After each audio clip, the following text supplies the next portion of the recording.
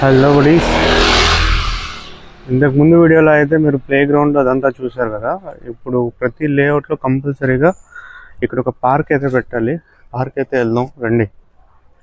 ఇదిగోండి, ఇలా ప్రతి ఒక్క లేఅవుట్కి ఒక పార్క్ అయితే మ్యాండేటరీ. ఇక్కడ పబ్లిక్ పార్క్,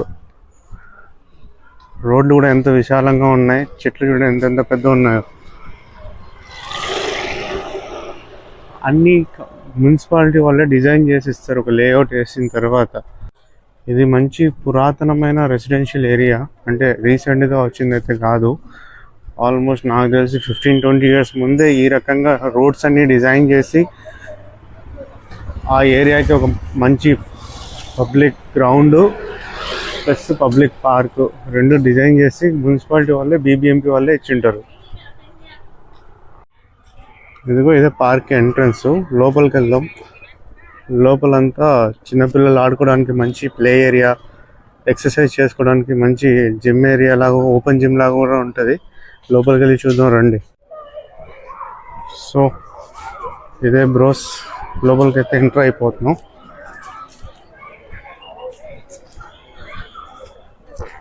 ఇదిగోండి, ఇటు సైడ్ అంతా మొత్తం వాక్ ఏరియా.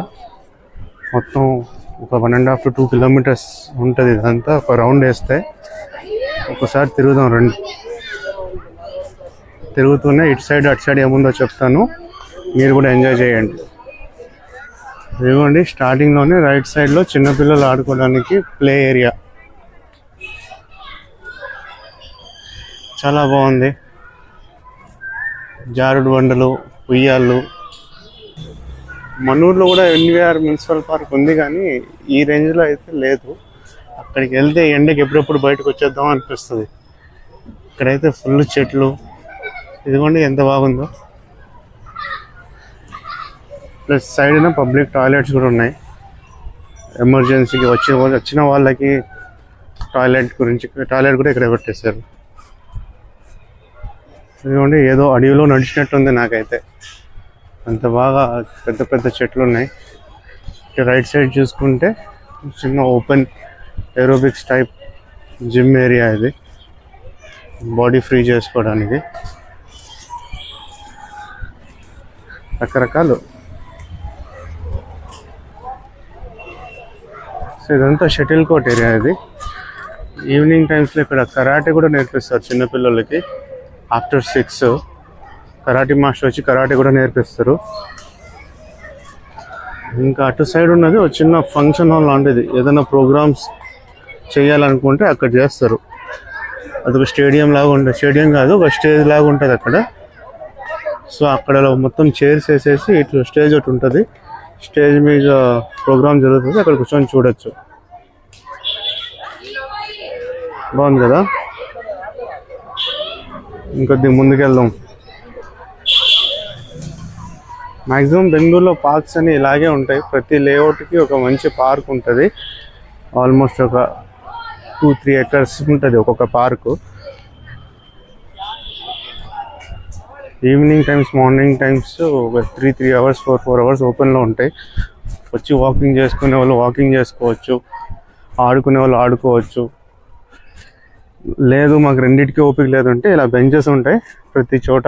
ఎవ్రీ 20-30 feetకి వచ్చి బెంచెస్ మీద కూర్చొని ప్రకృతిని ఆస్వాదించి హ్యాపీగా ఆక్సిజన్ తీసుకొని మైండ్ రిఫ్రెష్ చేసుకుని అయితే వెళ్ళిపోవచ్చు. ఇదిగోండి, చూడండి ఎంత బాగుంది. ఇలాంటి చోట కూర్చోవాలనిపిస్తుంది. ఇంకా ఇవన్నీ జంతువులది స్టాచ్యూస్ చేసి పెట్టారు అట్రాక్ట్ చేయడానికి చిన్న పిల్లలకి. అది ఒక జిరాఫీ ఒకటి ఉంది అక్కడ.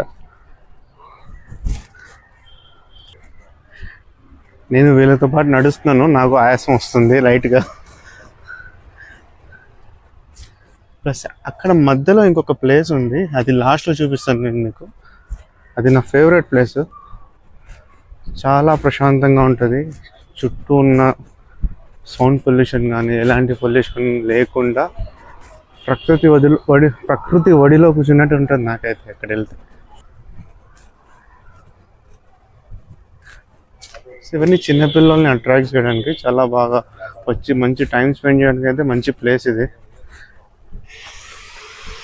బాగా డెవలప్ చేశారు. అంటే వచ్చిన వాళ్ళకి ఎలాంటి ఇబ్బంది లేకుండా అన్ని సౌకర్యాలు ఇక్కడే పెట్టి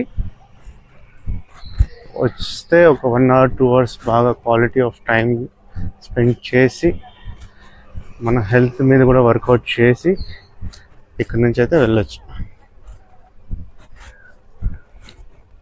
ప్రేమ పక్షులు కూడా ఉంటాయి అప్పుడప్పుడు.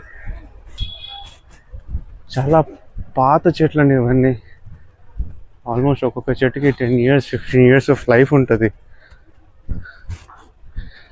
అప్పట్లోనే ఇలాంటి మంచి మంచి డిజైన్స్ చేసి పబ్లిక్కి అవసరం అని చెప్పి ఆలోచించి ఇలాంటివి పెట్టారు. మన సైడ్ అయితే ఇంకా ఇంప్లిమెంట్ కూడా అవ్వడం లేదు ఇలాంటివి. ఏదో ఇక్కడ ఏనుగు బొమ్మ ఒకటి ఉంది.